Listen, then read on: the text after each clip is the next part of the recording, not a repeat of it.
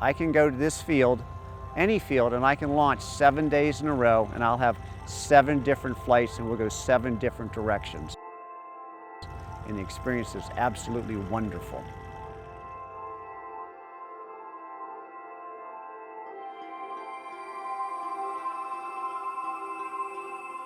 Hi there, I'm Doug Gant. I'm a hot air balloon pilot, and I'm at the 45th annual Albuquerque International Balloon Fiesta. This is the world's largest hot air balloon festival. There are in attendance of 600 hot air balloons this year, and it is known the world over. We have pilots from almost every country of the world attending, and it's almost like a New Year's Eve party because there are pilots that I only see once a year here in Albuquerque at Balloon Fiesta, and they're all my friends, and it's so wonderful to see them and see all the crew who comes back every year.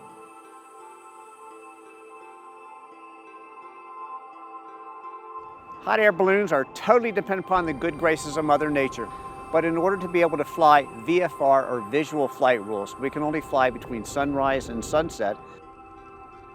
We have to have 3 miles visibility, and here at Albuquerque International Balloon Fiesta, the winds on the surface have to be less than 10 knots.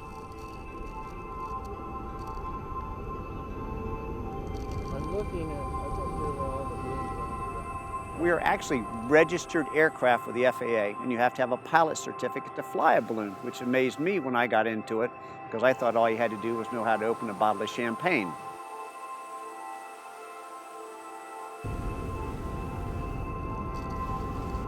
People ask me all the time what it's like to fly in a balloon, and I tell them it's the closest thing to being a cloud that I can think of.